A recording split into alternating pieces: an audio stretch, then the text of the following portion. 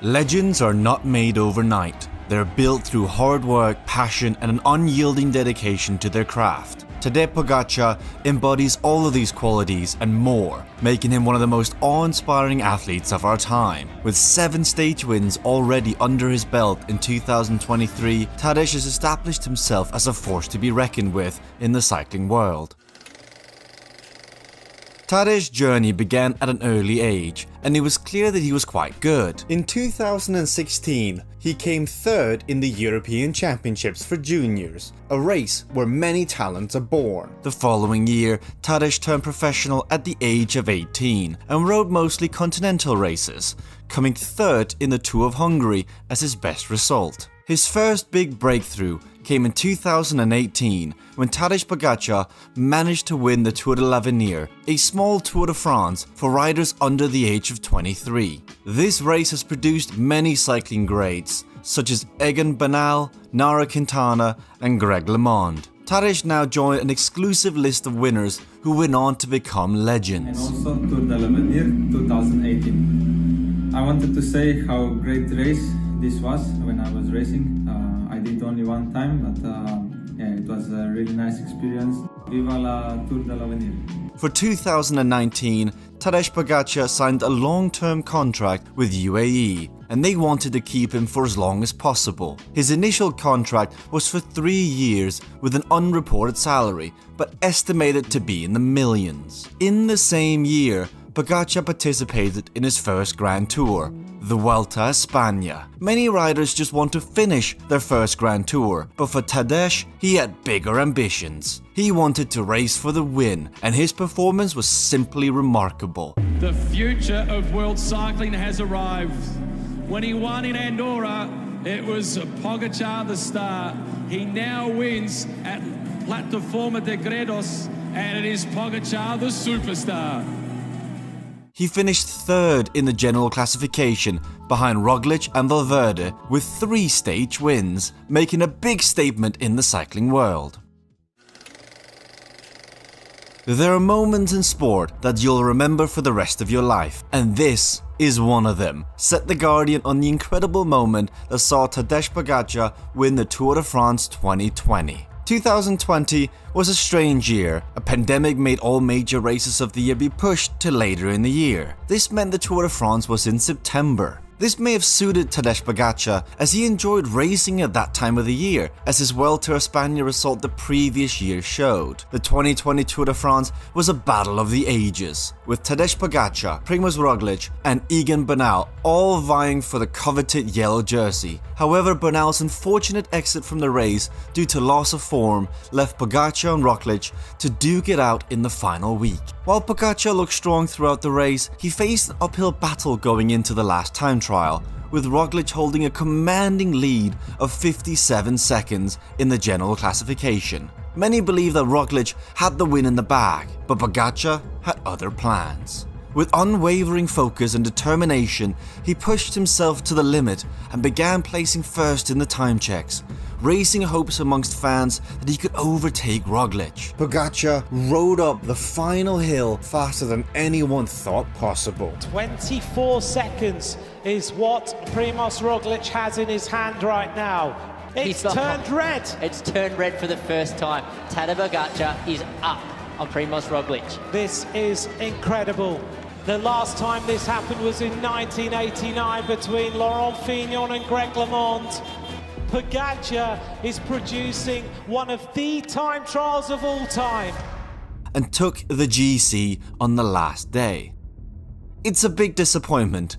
I gave it all, but in the end, he was just better, said Roglic on Pogačar's performance. It was a devastating moment for Roglic, but complete disbelief for Pogačar as he didn't even believe it himself. Additionally, Pogačar became the first rider in Tour de France history to win the yellow jersey, the white jersey and the polka dot jersey in the same year. This was the one single moment that put Tadej Pogačar into the Cycling Hall of Fame, becoming the youngest Tour de France winner. If you're enjoying this video, please do consider subscribing. It helps us out a lot. Now back to Pogačar.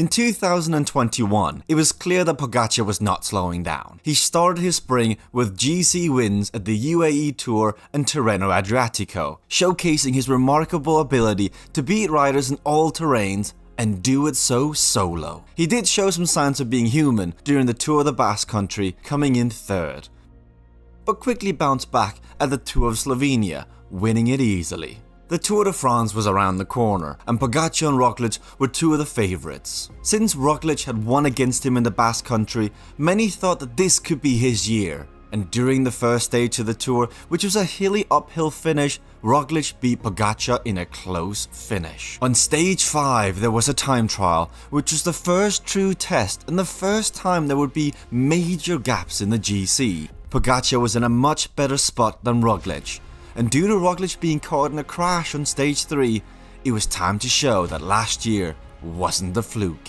Roglič was a bit off the time of the leading rider Stefan Kung, while Pogačar started to demolish his time. It was incredible disappointment for Kung, as he for sure thought he would win. It was another show of Pogačar's insane talent, being able to win a flat time trial, something that not a lot of riders have the ability to do, especially not at the age of 22.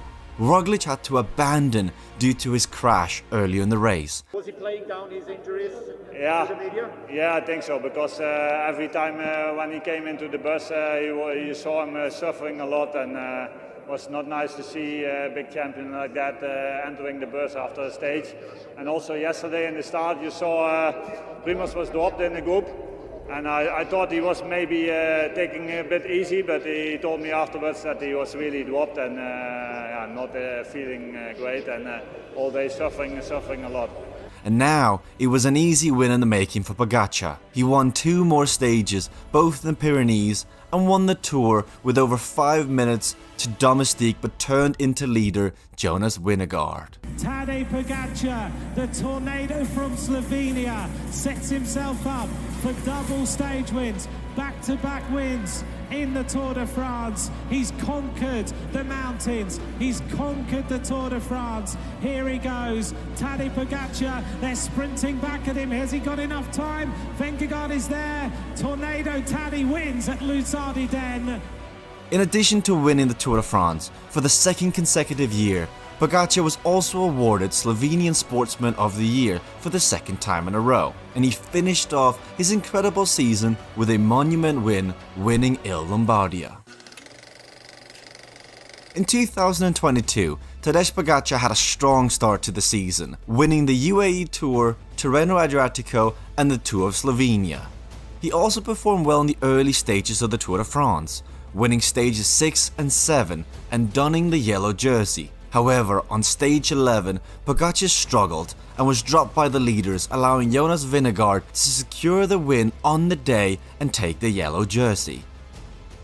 This marked one of the first times that Pogačar showed signs of weakness in the Tour de France. Pogačar was now in third place, over 2 minutes behind, which is a significant deficit considering his dominant performances in the previous year's tour. The next day was up Alpe d'Huez. Pogačar was unable to drop Vingegaard despite his best efforts. He says, I want some revenge, and now he's going to try and get it. Immediate reaction of the yellow jersey, Vingegaard, another big attack. The white jersey of Pogačar is trying to take back some time. Vingegaard goes round that corner and matches him, gets right back on the wheel. Pogačar is trying everything he can to get some seconds back, but Vingegaard is still there.